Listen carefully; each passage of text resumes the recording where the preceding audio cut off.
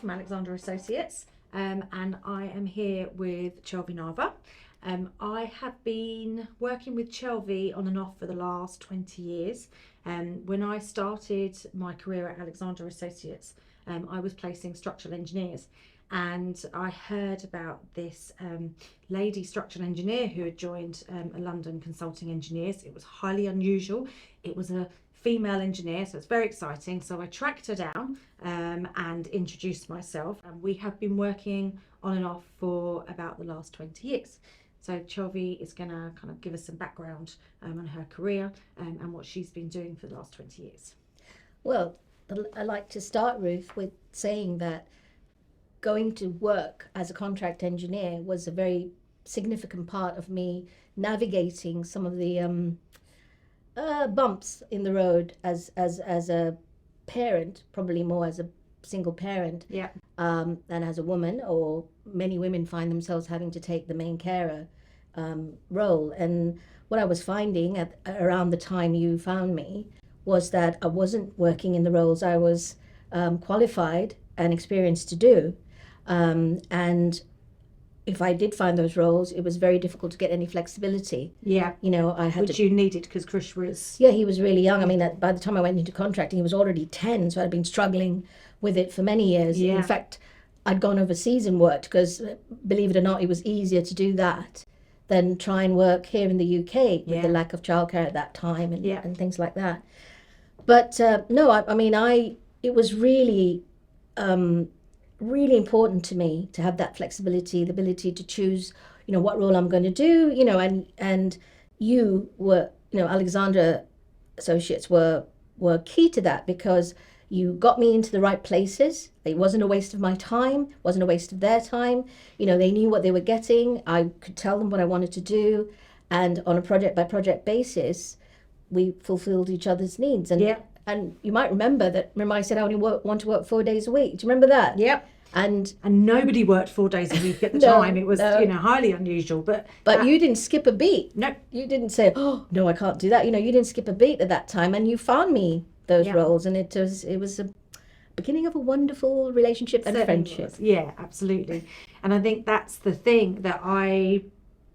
very early in my career, when I was placing engineers, that I was so surprised that there weren't more women doing contract engineering, because when you return to the workplace, if you've got a baby or you're a carer, or there's so many other roles, especially that women play in society, that actually contract work can really be a way that you can have that work-life balance before anyone was talking about work-life balance. Yes. And that's why I think I was so surprised when I looked at engineering that there was probably 3 female engineers that I was working with at the time. And that's the other reason we wanted to do these videos. Is I was saying in the last interview with Kat that now I know about engineering, I would have loved to have been an engineer, but I've said this to you, but I was told I wasn't very good at maths, so you're not technical, so forget it, you know, go and do something else. That's a myth we've got to bust. Yeah. So you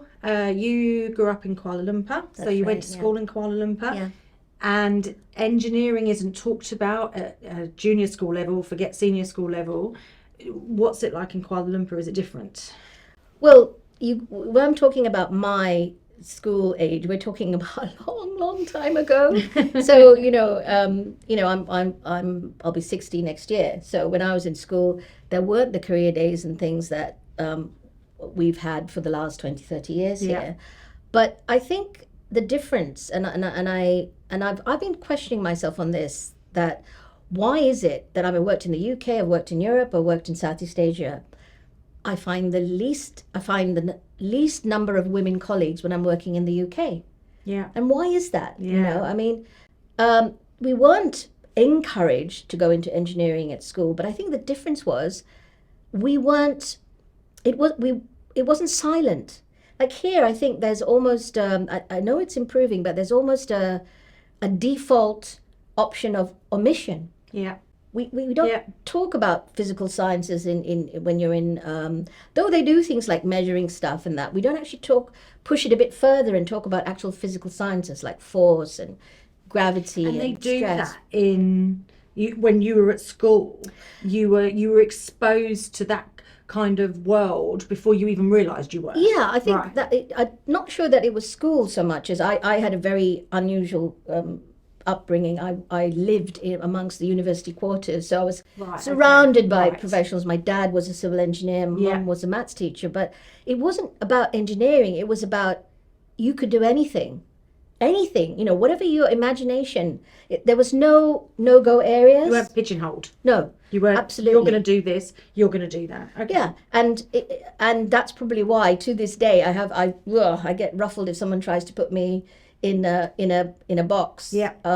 Or pigeonhole me, because I'm not that. Even now, when people say, "Oh, you're a structural engineer. What are you doing rail or bridges?" I'm like, piece of concrete or steel doesn't know it's in a bridge or a building or in a dam. So it's irrelevant. And I've worked with aeronautical engineers on the same project doing the same thing. Yeah. It's all about training the mind and having a different way of thinking. And it absolutely can be learned. Yeah. And some people have a natural kin for it. But I think it's quite important to say, people say, "Oh, Chelvi, structural engineering." It wasn't what I wanted to do when I was young. What did you want to do? Well, I thought I wanted to be a doctor. Okay. And so what changed? Well, what changed was, I think, and then by 12 I wanted to be a surgeon, absolutely. And I do remember, though, there was a bit of a, special moment when I was 10 and we were traveling around Europe by train, and we were going through these remote places in Austria, and I saw these beautiful bridges in the midst of these, remote surroundings, linking communities that would otherwise be completely isolated. Yeah. And I was only 10, but I was pretty awestruck by the nature, but also by the human spirit, the human endeavor. And that stuck with me for a long time. And so later on in life, when it came to, going to university, circumstances conspired that I couldn't do a 5-year course. I was a foreign student. My parents said, "Sorry, we've got my brother doing architecture, which was 5 years. We can't really afford another 5 years." Course, yeah. Yeah, and then it was a case of, well, what do you want to do in 3 years? And when I said engineering, my father almost fell off his chair, because he was a civil engineer. And though I traipsed around with him to some of the sites, because even though he was a professor, he still did consulting. Yeah. I'd never shown a massive sort of, I'm going to follow in your footsteps. Yeah. So he was really surprised. But he never said, he's a Sri Lankan man of a certain age, of a certain generation. He never said, "Oh, it's not for girls." Right. He never said that, Did you have friends that were pigeonholed, or was it just not something that is done so much? I think, again, I was very in a very special circumstances with a lot of open-minded people who didn't do that. But just step outside that circle, and yes, there were so many sort of pigeonholes. But even sometimes at school. So school, I was considered a science subject. Child. Yeah. And when I wanted to write for the school newspaper, I was sort of like, "But you're a science child, Yes. And oh boy, did I try and roil against that, another pigeonhole.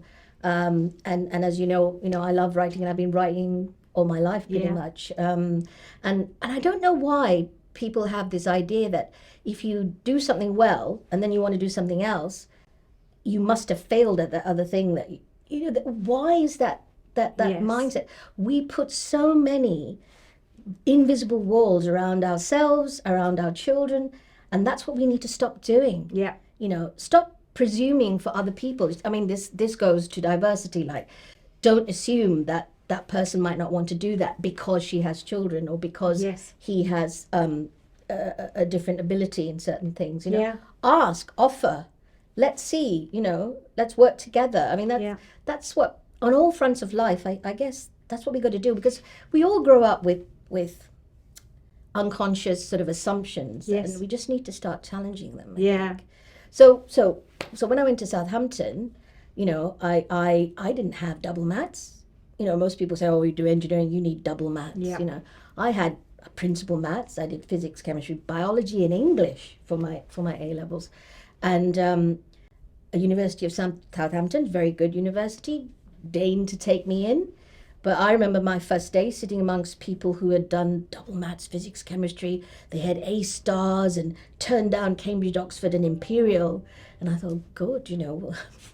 But then I met a couple of other people who had D's and E's in those subjects as well. So I thought, that's great. This is just, we're in. So it's up to us from now. And admittedly, the first year maths, I struggled with it. I mean, the others would laugh and do the papers and get A's, and I would chunder my way through it and pass. But at the end of that degree, I graduated with a first class honours, and I graduated at the top of my class. Amazing. So, and how many was it the mixture between men and women in my class? In your class? So that was Southampton. I think we must have had. So this was 1980 was my intake. It's really showing my age. So there was about 40 students, 38, 40. There were 4 girls. Wow. 4. So, and one of them was like an exchange student from, now I can't remember if it was US or Canada. I think her name was Laura Lynn. She was only there for that, like the year. But then and then it was 3 of you. 3 of us, yeah. And so when you did your degree, you left university, you got your first job as a graduate. Yeah. And the reality of walking in and doing the job and with the people that you were working with, how different was it from what you had thought, like the reality of the job, the reality of doing it? You know, how were you treated differently because you were a woman as going in at that level at the time? No, I was just going in, I was a graduate, same as everybody else, we were all treated the same? Or was it quite obvious from almost day one that there were these challenges that you were going to face because you're a woman and you weren't going to face it because you're a man? Well, again, mine was a bit different because my first job was for a British company, but it was in Singapore. Right, okay. And I think you had to have an employment pass. I had to have an employment pass to work in Singapore. And I just, I'm sort of fearless. I was brought up fearless. And so I always go into things not expecting problems. Right. Which doesn't mean problems didn't happen or exist. But in what I find in the East, and I found it there, and I found it several times when I've gone back, is they look at you with a bit of like, but once you've proven yourself technically, that's it. That's it. Doesn't matter, male, female, purple, pink, whatever, that's it. And you're judged on your technical ability, which is exactly what that's it should what we be. want. That's Absolutely. what all of us want. Absolutely. And you're still, I mean, I like being treated like a lady. So, the Chinese culture, when you go for a meal, the men will serve you. I love it. Yeah. And so there wasn't an issue with, whereas, I remember when I was at Southampton, I was carrying survey equipment, quite heavy survey equipment, and the person ahead of me let the door slam on me and said, well, you're a woman, you want equality, don't you? Yeah. So not understanding at all what equality is there. Yes, absolutely. I mean, that's, I think it's going away, but I'm sure it raises its head sometime, Just to stick on that, is it? Because is it going away? I guess that's what this is about, isn't it? You've worked in the UK a lot now. Yeah. So challenges in the UK that you have faced. So interesting. Now, I just want to tell you that when I was in Singapore, and I've had this issue when I was young, you said no holds barred. Let's talk about this. I used to have really painful periods. There would be 3 days of every month that I just could not. Bedridden. Yeah, no. I used to miss university lectures. So many women face and have to struggle on regardless. So, I had registered dysmenorrhea. I was, taking paracetamols or more, and I remember going to the doctors at the university. They suggested I went on the pill to help with those things, but I knew my parents would absolutely go berserk because they were very traditional. Culturally, that was not acceptable. So 3 days every month I would miss lectures, and my friends would just, I'd say, just open the door and throw me a piece of bread. I was literally And it continued when I was working, and I was petrified that, you know, I would lose my job because of it. And I used to many times have to take, you know, paracetamol and go to work, and you're so knocked out because they're so, you know, I took so many of them. On strong painkillers. Yeah, but there were times I couldn't go. Yeah. But the rest of the time, I worked really hard, I worked really well. I got a company scholarship to come and do my master's here. Right. And that was because I had an enlightened senior engineer. I mean, he was the project engineer, he was principal. He's still my mentor, lovely man, Sati. And just before I left to come to do the master's, he said to me, now he's British, born and brought up in West Africa, or East Africa, Sati, sorry. But he pulled me aside and he said, you will find racism in England. He said, it's different. He said, you know how an ant can walk over a stone 1,000 or a series of ants and form a groove? That's the sort of racism you get in England, you know. And he said, and did just you be find aware that? of it. Did you? You Yeah. did. I mean, when I came here, I did find that, but again, I'm a very resilient person, and some of the things that I think my generation laugh off, Yes. the current generation is not willing to. Yeah. And I'm not saying one is right or one is wrong, you know. But you know, I've had that thing about I've been sitting in the drawing office, you know, and the you know, this is like when we had drawing boards and that, and people have said, oh, I guess you'll be curry again tonight at your house, Chelvi, you know. So how did you react to that? So I said, no, actually, I'd hardly ever cook curry. Did you? Yeah. So you and your this was.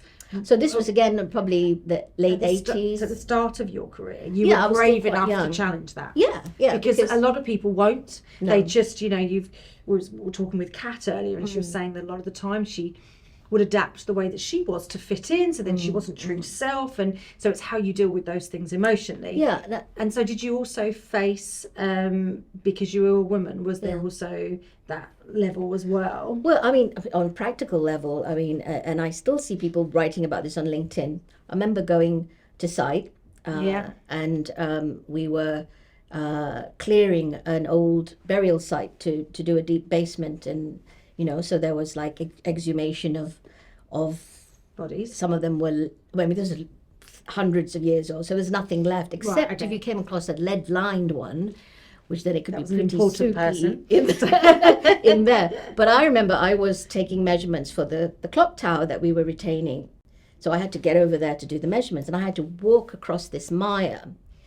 They never had my size of boots then, because then it used to be the contractors used to supply the consultants with boots, and they never had my size. So I had to wear 2 or 3 pairs, like welly things, on top of my shoes, because they did not have my size in site boots. And I started this journey across this mire of stuff, slowly sinking as I went. In my head, you know, imagining hands coming up, you know, dragging me down, getting really freaked out. And in the end, I couldn't move. Like I was stuck in there, and if I moved my foot would come out of the boot. To my great dismay, these 2 lovely navvies came up and hoiked me up and walked me across. Now that was, again, I think that must have been about 89, 90. To this day, I believe there is still a problem of having women-sized site boots. I still see it on LinkedIn. How many years later? That's crazy. Why? I mean, I actually have my own so just pair. those little practical things that you know, companies can easily rectify to make women feel as though they are included and they belong on site, and it is a job that they can do. Exactly. Yeah. Tiny thing that they could do so easily. Yeah. But I mean, I you know, in the end, as a structural engineer, the path I chose, I didn't have to go to site often. That's another sort of common belief, that it's all muck and bullets, and you know, you've got to be, you know, lift weights and, you know, drink yards of ale to be part of the team. That's, look at me. You know, I might be able to lift some weights, but, you know, don't particularly like beer. But it's I've been a consultant most of my life. The last sort of 6-7 years, I've gone over to contracting, as in sort of working for contractors. Yes. and it's lovely to see sometimes more women in as contractors than in consultancy sometimes. But the numbers have improved. I mean, I'd have said it would have possibly around 10-12% when I joined, but now it's still only 16%, I believe. 16%. That's just not good enough. It's not good enough. And companies are working towards 50%, which is an absolutely brilliant target. It's where it needs to be. But it's companies that need to make changes and in order to attract women and to keep them in the business. And one of the things that we asked before, we asked Kat, is you've worked with different engineering consultancies and contractors, and is there something that a company's done that you particularly thought that's such a good idea, that really helped? Or equally, is there something that somebody really hasn't done and you thought, come on, this is just so easy stuff? A lot of the setbacks I felt probably, was it about being a woman? I mean, definitely to get my chartership, I just couldn't get my 1 year on site through the company I was with. Right. Every time I went to see the training guy who was very near retirement, he'd say something like, well, I've got to find the right site for a little Indian girl like you. Okay. All right. Don't assume. I say, John, just get me on site. I want to get chartered. I don't mind. Yeah. So just put me anywhere. So that was. Did you see men asking the same question and? Well, off you go. Yeah, absolutely. Okay, so this was a direct. I mean, I was voted the person most likely to get chartered first when I left university, but I was behind everyone. Right. So I'd got all my design experience, but I just couldn't get. And at that time, ICE was quite the didactic scheme that you had to do. Yes. Things have changed; they're more flexible now. Yes, they have got better. Yeah, but so that was my first workaround. I've had to do workarounds in my career. That's definitely a common thing. Yeah. That's what we're hearing time and time again is, the manoeuvring round a situation to get what you want because you're. I mean, don't get me wrong. I do that first, but unfortunately, it is that because it's a brick wall. Yeah. And then I do my workaround because I don't want to get a sore head, And I went the structural engineering route, which is just as rigorous, but they acknowledge that you can accrue your site experience. Right, rather than having to go and do a year. Yeah. So you really did find a workaround. Yeah, I did, and I got chartered through the ISTRT first time, and that's why today I'm a fellow of the Institute of Structural Engineers. Yeah. But that was perhaps the most direct woman thing. Now after that, I had a pretty good trajectory in my career, having done that workaround. But after that, the next stumbling block, and this was a big one, was becoming a parent, and then very quickly a single parent. Yeah. And most of those, I don't know whether it would have been different for a single man. I think they would have still found some issues. And that was trying to get that flexibility of work and things that was, and it was almost at the time that you couldn't do both roles. Yeah. You could either have a career or you could be a parent. Yeah. And there wasn't a way for the two to work together. That's probably one of the positives coming out of COVID, to be honest, is that work-life balance a bit more. But at the time when we first started working together, the challenge was finding, okay, well, you need a 4-day week. You need this, you need that. Let's find a company. I mean, there was one company, I'm not going to name anyone, but, I again hit that, so in around 97, I hit that thing where I was a senior engineer earning well, I could pay my mortgage, but my son's childcare was costing me as much as my mortgage. Yeah. And then one day the fridge broke down and I couldn't afford to buy a fridge. Yeah. And I'm thinking, there's something wrong with this picture. Yeah. So I actually hiked myself off back to Malaysia, where I knew I could buy in the childcare I needed to work at the level I knew I could work, which is managing a structures division in a company.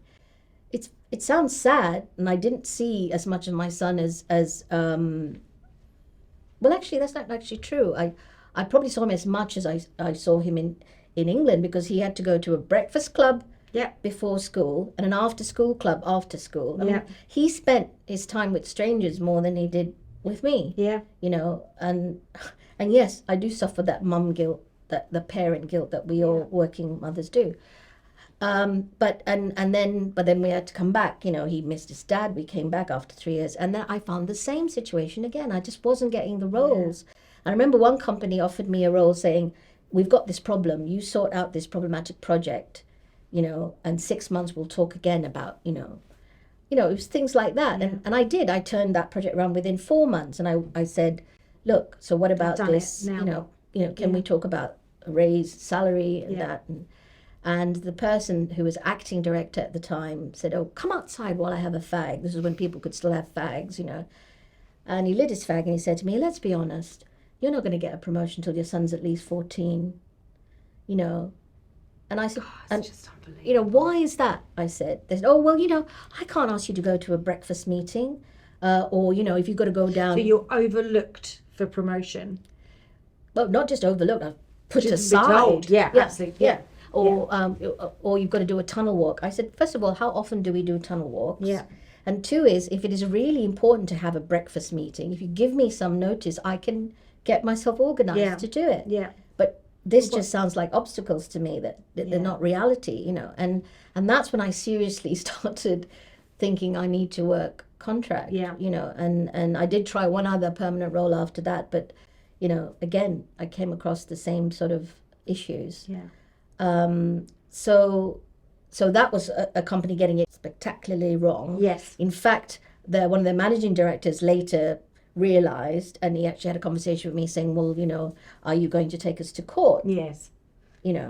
And when I didn't answer, went on to say, "Well, you'll probably get blackballed and all the rest of it." So it was more of a threat than a real question. We're really sorry. We got it so wrong. Yeah. Let's sort it out. It was a "don't do this to us because you won't work again." Exactly. Yeah. Exactly. And so that's a company that got it spectacularly wrong. Yeah. There were other companies that were very ahead of their time and tried. I remember there was a company, they were trying to seduce me away from where I was lecturing at university, and I'd done some work with them in the summer, and they said, please, come work for us. And I said, I can't, But, so this was probably about 95, 96. They actually paid for my son's nursery. Yeah. Which at that time, the government hadn't come up with the nursery scheme. Yeah. Paid for my son's nursery, figured it out so I could work from home 1 day a week on a dial-up, one of those old ding, ding, ding, 1 day a week from there, so on a Wednesday, so I could, in between. Pick up from school, drop off from school. And then cook a hot meal, and I'll put the washing on or whatever, so that the weekends weren't just doing those chores. I could actually spend some quality time with him. Yeah. And they were marvelous, but they were up in Baker Street. And I remember, having to literally shove my son into the nursery, run to get the train, and then being in tears on the tube when the tube was stuck and not moving, knowing I was going to be late for him. Yeah. But they were forward thinking, but the rest of the team, you have to have a team that's willing to work with you as well. And that's the other thing, isn't it? Is getting it through the business. Yeah. That's the other thing we talk about to clients about is, people will look at your management structure. So, on your board, is there women that are represented on your board? Is there diversity represented on your board? And then in your management structure, does it filter down through the company? Because if it doesn't, actually, you're going to be looked at, well, why are you coming in the door 15 minutes late? Yeah. Well, because actually what I've had to go through this morning to get into work is this. What did you do? You closed the front door and that was it. And it is so true. If it's not within a company culture, it's so important. It's got to be right the way through. Yeah. And I had to leave on the dot at 5 those days I was in the office. And inevitably there would be one senior person who would come to my desk at 4:45 and say he has to speak to me. Though you could see him swanning around the rest of the day. And I said, I have to leave at this time. And he absolutely made it very difficult. And then on the days I worked from home, would phone me at 10 o'clock at night. And these were days when we had the old sort of dring phones that would wake up my, sleeping 3-year-old. Yeah. And when I said, why are you calling me at 10 o'clock? Well, you're working from home, aren't you? Not at 10 o'clock at night. Yeah. So even when some of the company directors and top people said, we'll do anything for the right person, what they felt was the right person, that there was the company culture. Sure. Yeah. And it was actually soon after that I decided to go off to Malaysia for the first 3 years. Yeah, it seems such a drastic move, doesn't it? You can absolutely see why you had to do it. Yeah. So now, yes, you've had your successful career, amazing structural engineer, worked on these different projects. Yeah. And now you are doing what? Well, so I was, some of my most fun projects were when I was working contract. Yeah. I was traveling more, and my son was a bit older. When I went contract, he was actually 10, but I continued working contract until towards the end of 2014. I was, that if there's any myth about you can't lead projects being contract, that's, it's absolutely wrong. Absolutely. What I led, I was design lead, multidisciplinary design lead on some of the major projects. And in fact, one of them you worked just around here. Yes, I did. Absolutely. Yeah. Yes. Yeah. So, then I decided I wanted to give back. And I sort of convinced myself that the way to do that was to go back and join a company. And, I've been training people in companies even when I was contract, but I'd go back to sort of mentoring, training. And I rejoined a very good consultancy who, in fact, were my first employers when I came out of university. And I had a great time then. But then a different kind of caretaker role opened up for me, because I joined when I was 51, but within a couple of years, both my parents became quite frail, and they'd been living on their own in Sri Lanka. Right. And they were getting to the point where they couldn't manage on their own, And in fact, my dad, who was such a independent, strong person, actually had rung my brother and said, "Can't cope." So, my brother and I were phoning and saying, "Look, what do we do?" I said, "I'll go over." And my brother lives in Singapore, and he said, "Well, you'll go over, but you'll have to leave in 2 weeks, and they'll never come back with you to the UK because it's just too bloody cold." They'd got to a certain age and they just couldn't tolerate the cold. And so, the decision was made that they'd go to live with my brother in Singapore. And I just thought, well, I can't just sit back over here. I've got to be near involved. Yeah, and the company I was working for had an office in Singapore. Right. I sort of talked to them about it, and it was like, oh, well, if you go out there within 6 months, you have to go on a local basis. And I was coming up to, I have to start thinking about retirement. And having been a single mum, I sort of done a pension, but I didn't have a nice fat pension that came from, being able to work without any issues or doing workarounds. Yeah. So I didn't have that not lovely big nest egg sitting there that you could just. So and I was going for my FI Struct T at the time as well. Only because I'd received a letter saying, "Oh, you've been a member for 25 years." And I thought, "Oh, I better do something about that." So I was in touch with my old my mentor, the person who I'm sure it was him who put me up for the scholarship. But anyway, it's not easy to find FI Struct Ts, and you need 2 FI Struct Ts to sign off on your thing. So I'd been in touch with him. And he was working out in Malaysia, and he said to me, "Come and work with me," And I said, "No." I told him all the same things I told my company. He said, "Oh, no, you won't have to worry about that. You won't be worse off. And why should I be worse off?" Absolutely. He said, "You won't be worse off." Yeah. And it wasn't in the same country, but it was an hour's flight away. Right. So much better. Yeah. And I still went back to this company and said, "I don't really want to lose, I would, can I have a sabbatical?" No. And what was the reasons why you couldn't have a sabbatical? Well, you're a director. We can't have a director going off on a sabbatical. Why? Was there anything more than just it was your job title? No. Nothing. Okay. Nothing really offered. And I'm sure a lot of women in senior positions are coming across this. They've had to care for their children if they had children. Yes. Or even if they didn't, they now have to care for their parents. Yeah.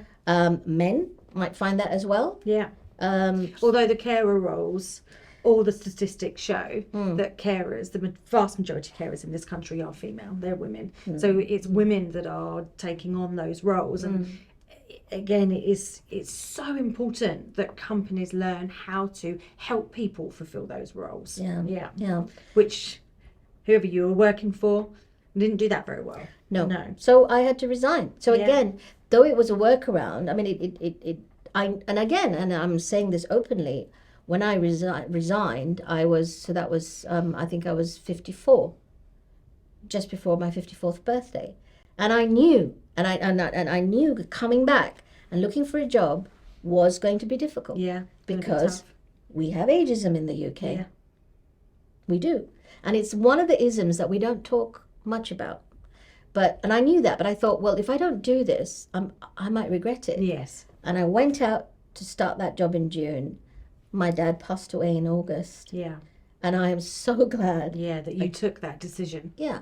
I saw him every weekend before that day where he passed away. In fact, I was, and it was absolutely the right thing to do. And then to be there to support my mum as she, went through it. I think there are so many times that we put work and other things ahead of our families just because that's what you do. That's how you're, there's something about our culture here that this is what we do, is it's work, and it's the work will save you, work will see you through. We're talking about people coming back from maternity leave and just focus on work and you'll forget the child's at home.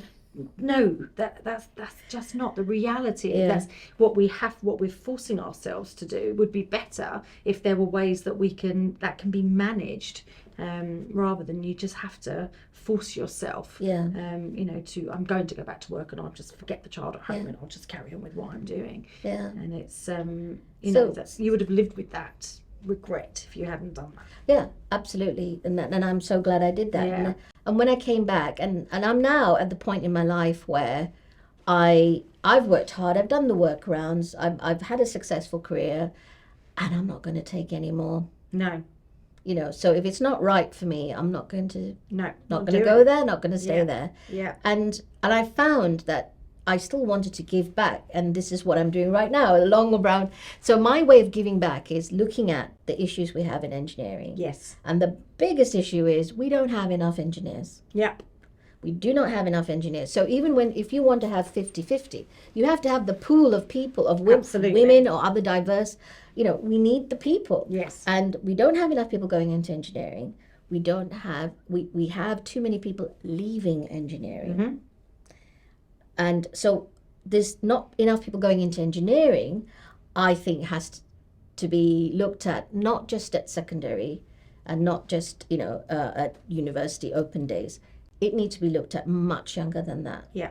So these three, so I've given myself a project which I've called Engineering Everyone.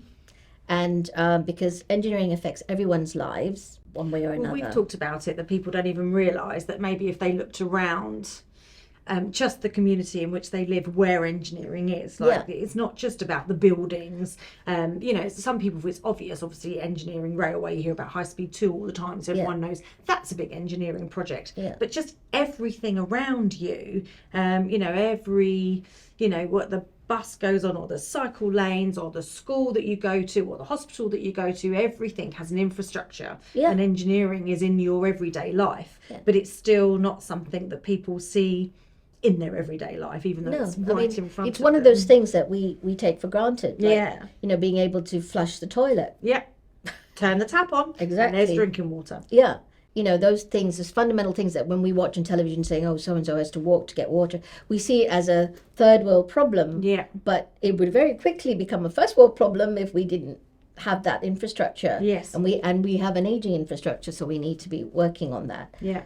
So so I've got my 3 objectives of educating the public, of trying to support engineers, and that's where I think very much you guys come in, because either when I was a client interviewing people from you, or when I was myself going to work, I didn't have the time to waste. No. And you match the right people together, and that's why you're my understanding of why you're doing this as well, because you're shopping from an ever decreasing pool of resource. And clients are also shopping from an and so makes sense to work together. And I have been looking for people to align with. And there are obviously the institutions, but they tend to concentrate on the universities. And Engineering UK do a lot of good work, but they also tend to work in secondary schools. Yes. And I've only just now found out about primary engineers who go in and teach at nursery level and primary school level. So I'm really pleased to be... That's so exciting. Yeah, to be working with them. And you and I want to do something for our local schools in Surrey. Yes. So, yeah. So, and my bit as a structural engineer, I mean, I think we need to start introducing the language of engineering to kids. I mean, they're pushing things and going Nino, so they're aware about firemen and even doctors. I mean, I had a little doctor's kit. Yeah, when I was 2 or 3 or whatever. But you very rarely see something to do with engineering. I mean, it might be Bob the Builder. That's a very narrow sort of aspect to it. So I want to start... It's a good male role model in Bob the Builder. Yeah. But this is about engineering for everybody, and that's the other thing. There aren't these. I think there's that Dora the Explorer who's great. Yeah. But and then that's great. Bring some science. Yeah. But I think some of the physical sciences don't get talked about. Things that kids experience every day, like falling over. Why do you fall over? Yeah. What, all these kind of things. And when I say, let's start talking about force, compression, and tension, you immediately get people sort of, oh, that's a bit complex, isn't it? Well, no, not really. They're just words. Yes. That if you introduce children to early, they begin to use them. Yeah, absolutely. And it doesn't matter if they get them wrong or right. Just get them using them. Yes. And, so I've taken a series of lectures that I used to give to architects when I was lecturing at South Bank, and simplified them even further. The lectures were called The Language of Structures. So I've kept the same name, but it's actually more physical science. Yeah. And the first 3 books are aimed at kids in nursery, foundation level, Key Stage 1. And it's about force. It's about tension and compression. Yeah. And how do they come across it? Tension, they get pulled, I want to play, I want to play, they putting it into their everyday life so they can recognise. And it is, it's about introducing them to that language. Yeah. Because most ignorance, it's a big word, but most ignorance comes from not understanding context or language. So if you start with language and then people just see that as part of their everyday, I think this kind of absence by omission will go away. Because I think that's what it is. I don't think it's a bias against. It's just an absence by omission. Yeah. So it's a big aim, but you've got to start somewhere. Absolutely, absolutely. So the language of structures books are the first 3 are out, and I intend the next few which will be about stress and support. Yeah. Will be maybe Key Stage 2, Key Stage 3, and then the last few will lead you into sort of secondary, sort of top of primary, secondary. Right, okay. And I'm hoping that will... So exciting. Yeah, I want parents to... Because it'll be fun, because it's not about teaching them engineering. No. It's just, sort of like lighting their curiosity and see where it goes. Yeah. So hopefully like something like tension might lead them to take a walk and look at spider webs in the, amongst the foliage, or take a walk along the South Bank and look at the lovely suspension bridges we've got, and just drawing and curiosity. I mean, people talk about Leonardo da Vinci. I mean, someone asked me to give a talk about the link between him and engineering, which at the museum in Kuala Lumpur, and what came across to me is he was curious. Yes. And children are curious. Yeah. And all you have to do to shut off their curiosity is to not feed it. Yeah. And so if you concentrate on one and you neglect, you're just pigeonholing them, dare I say, or you're one-tracking them, Well, they say by the time that a child is 7, it has already... It's already decided its career path. Not that it knows what it's going to do. Not consciously, but the life experiences and what it's exposed to and what it's told it's good at, and all of these things are formed by the time they're 7. Yeah. So if you start introducing engineering when you're 16 and you're going to go to university, you forget it. It's just way too late. So getting it into that's very interesting. Early years education. Yeah, is going to help. It's that exposure to something. Yeah. Yeah. And it's not. It's again. It's not about teaching them something. It's just exposing, making it available to them. Those that are interested might be interested. I mean, I've had some, I've looked for feedback. I've got reviews on the books. I've been trying to see what age group. Some people have told me, oh, well, I think this is more for a 9-year-old. Yeah. Someone else has told me that their 3-year-old is fascinated by the books. I think different children are different, and they'll take different things away from it. Yeah. I think our job as parents and as educators, those of us, is just to keep all options open. Yes. Not by default, by our own biases or our own ignorance is a word that's always taken very negatively. But you know what you know. You don't know what you don't know. Yeah. So it's just about keeping those doors wide open. Yeah. So that the kids can sort of say, that's not on the mainstream, but that's interesting. Yeah. And look into it. Yeah.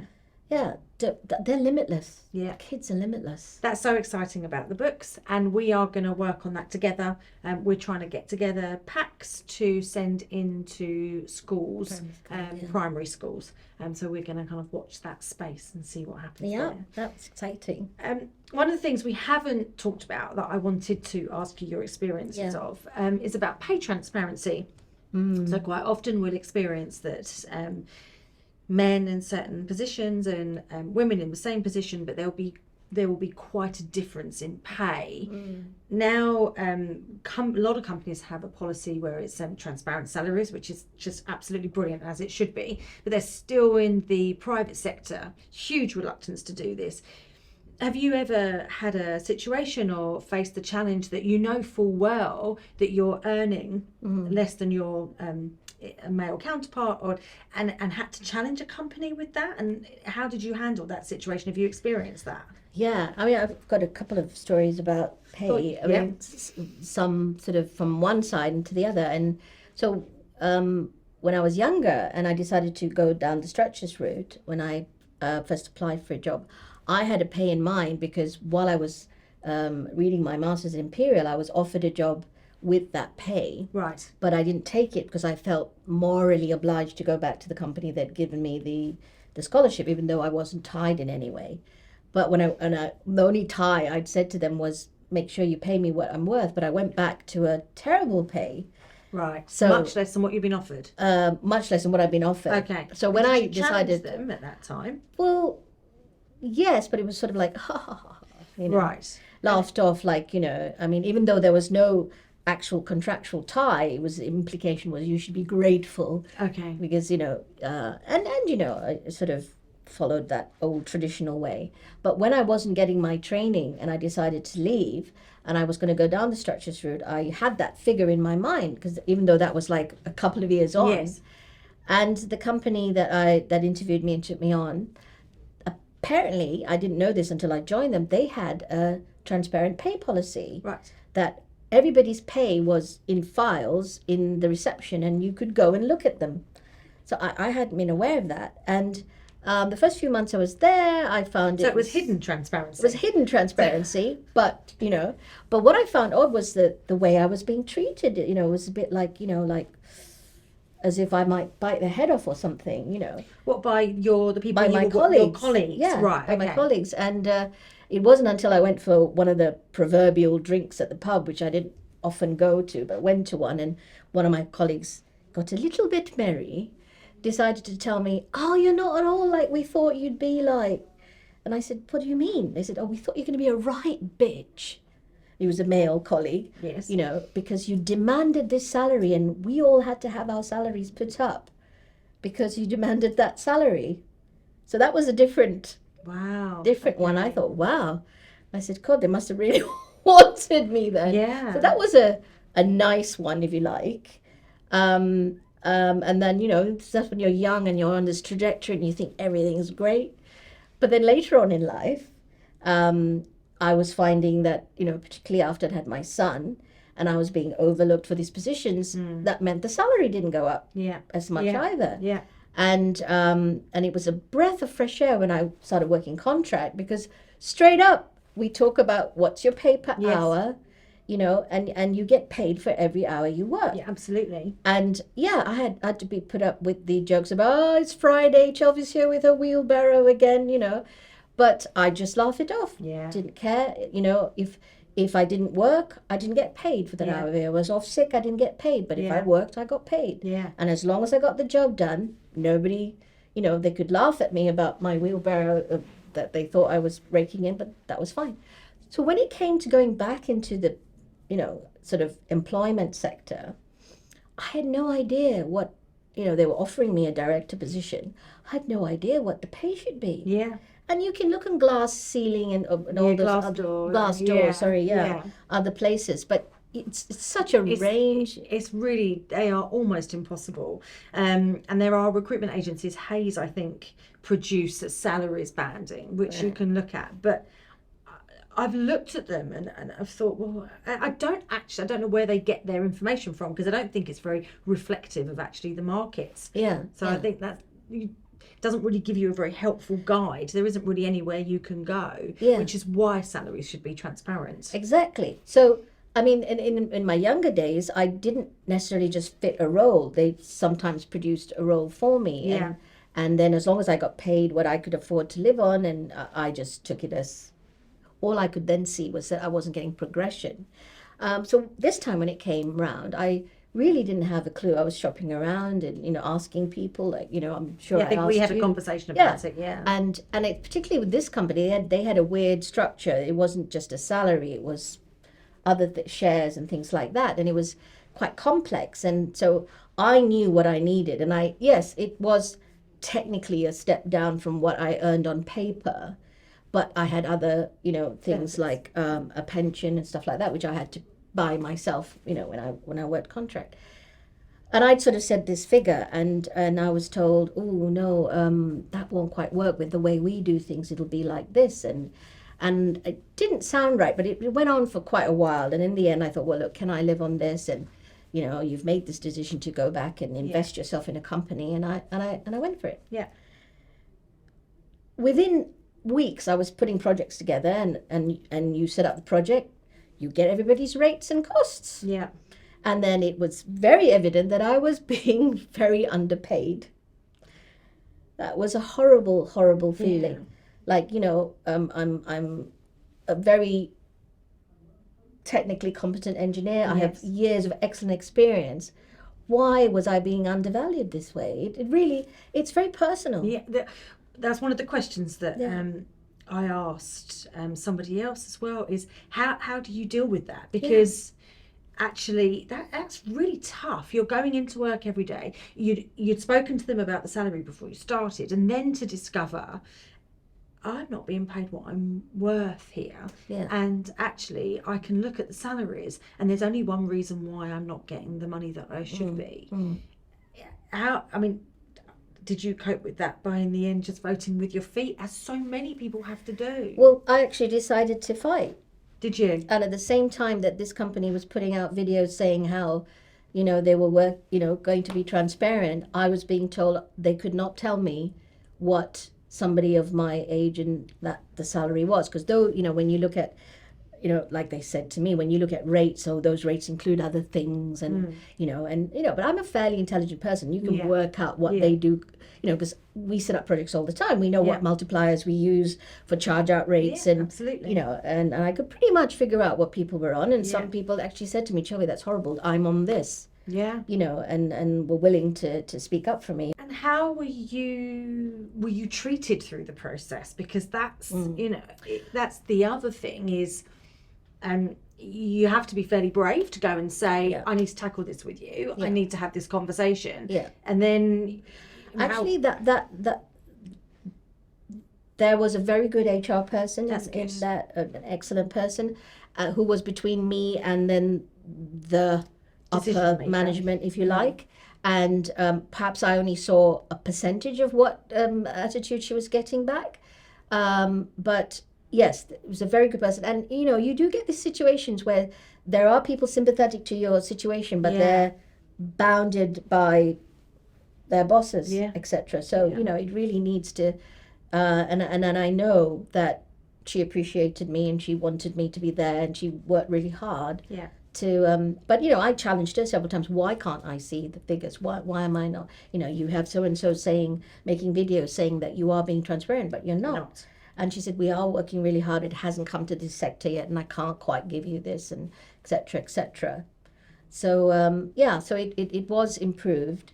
And this was like within 4 months of me getting there, I'd started this crusade, and it took the whole year to get something, and it was given in phases.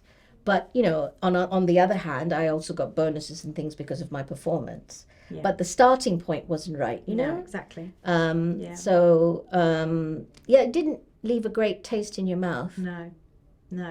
And I think it's the challenges that are faced by women in engineering that just don't need to be there. The job is challenging enough by itself without these added pressures and these added challenge because you're women.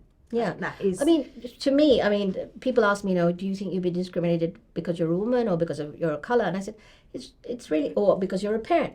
I don't know. I'm me. Yeah. As far as my consciousness is, I'm a woman. I'm of color, and I was a single parent for a long. So it could have been all three, and somebody could have picked just one of those. Yeah, and one of the examples I used about pay was a woman. So it wasn't necessarily just because I was a woman. Yeah. And in the whole conversation, some of the attitude was, well, it's your power of negotiation. You didn't negotiate powerfully enough. So somehow it was your failing. It was that you weren't failing. Good enough at negotiating. Yes. Which, and you just think, again, you don't know what you don't know. No, exactly. And and when you think about someone like me who has all this experience and the confidence, and yet I'm still meeting this kind of thing. You're still battling. Yeah. I really feel for the someone with less confidence or less experience, what they're going to be going through. Yeah. I really hope it's less than what I've gone through. Yeah. But I still see such examples of. Yeah, we still hear them. Yeah, but I've become a much more powerful negotiator since then. Yes. But at the age of what? In my late 50s. Yeah. No, it's just. And you wouldn't have the tools or the life experience or the work experience at the age of 22, 23, 24, 25, whatever, to call people out, which is why it has to become something that as an industry, we set the standards. Exactly. And they are carried through, and that's for everybody. Yeah, and this whole thing about now well-being and all this, I hope it's true, because there's another thing I can't stand is tick boxes. Yeah. We've got a diversity person. I've seen it so many times. They choose someone who is from a minority. They make that person the diversity person. And then the rest of the minorities never see that person come round or talk to them or ask them what, because they're too busy still doing their full-time job. Yeah. And all they do is promote the hell out of that person. Yeah. Doesn't help the rest of the people. No. There's that happens. Well-being means being treated respectfully, and that includes in your salary, and being open about the pay and being valued as a person. It's not all about money, it's about how you're treated, but let's face it, we're not, we're all in the business to earn our livings, as well as, hopefully at the same time feed our passions. Yeah, absolutely. Yeah. The whole subject is a whole other subject, isn't it, about being a working parent, paying for childcare. That is such a challenge, because childcare is so expensive. Yeah. But you want to go to work because there are so many more things that you can get from work than just the salary. But that's just so important. Yeah. There's several sides to this, because on the other side of it, this mum guilt thing. Yeah. Is, as I remember, I didn't know many people who had children that were professionals when I had my son. Most of my friends were either single, or they were without children, or had partners and things. So I didn't really have anybody to sort of vibe off, if you like. But one of my friends had a single parent friend who was on benefits. Yeah. And in fact claimed benefits as a single mother, even though a partner did live with her and all that kind of stuff. But she had a right go at me. Telling me I was a terrible mother Because you were because I left my son and and they were just getting ready to go on holiday, a holiday which I could not afford.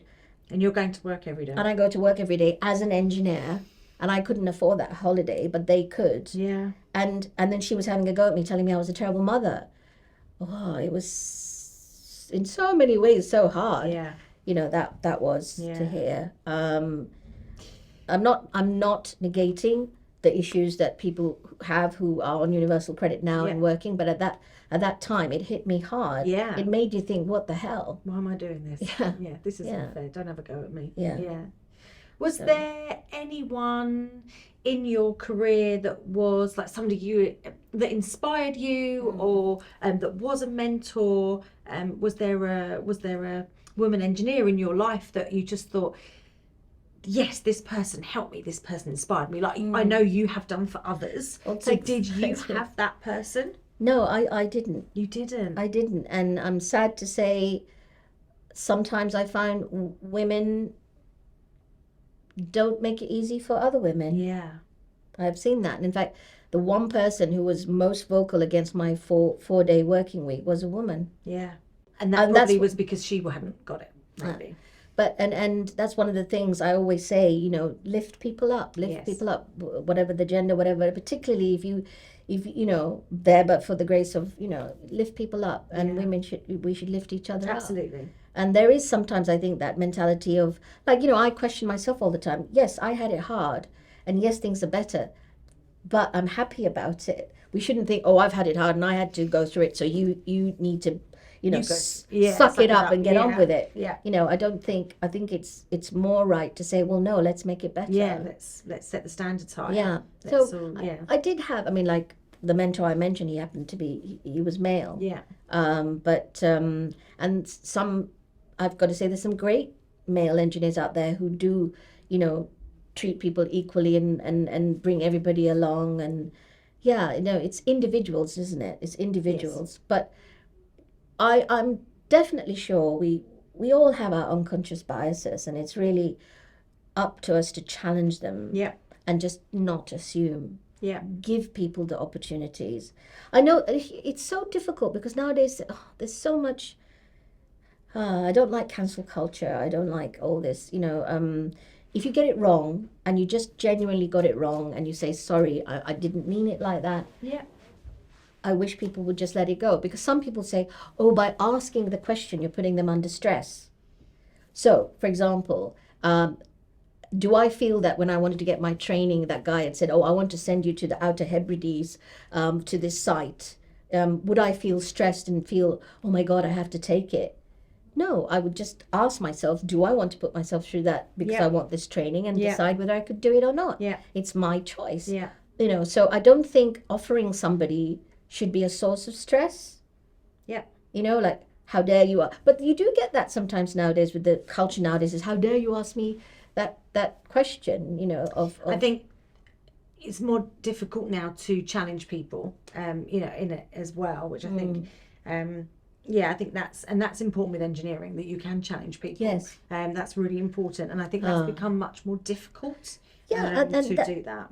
That is a point. So the whole point about engineering, and especially when you're pushing the envelope, is like with special services, or when you're trying to do doing something that somebody hasn't done before, you can't fall back on this code or that. You have to do your own modeling. You have to test those parameters. And because most of the time you're talking about, you know, people's health and safety when you're building something or providing something, you need to test those things vigorously.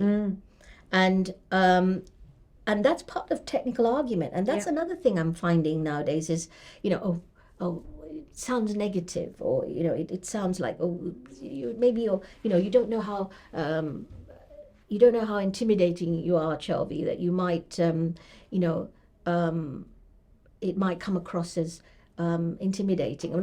I am a person who, yes, I have strong feelings, but I'm never rude, I believe, and, you know, always give people a chance to talk. And I always ask people, what do you think? Yeah. How do you, you know, but nowadays the whole technical argument and technical rigor of testing things, it's taken far too personally. Yeah. You know, it's a solution. It's, you know, it may feel like your baby, but it is a solution and some things need to be tested. And if it's the right solution, it will stand the test. Yeah. And then you'll be stronger for it, and you'll be more confident for it. Yeah. You know? So these are some of the things that I think we've become, sometimes, yes, this is an old-fashioned, maybe I might be called old-fashioned, but certain times you have to call a spade a spade. Thank you so much for meeting with us and chatting with me today. We'd really want to continue this series of videos. Is there anybody that you could recommend for us to speak with? Yeah, I think my ex-colleague and friend Giovanna, who is a brilliant structural engineer, who is also now a fully trained and accredited coach, would be an interesting person to talk to, because we all have to navigate our careers, and speaking to someone who is a trained coach and who also understands the industry, I think would be a useful thing. Perfect. Thank you very much. Oh, my pleasure.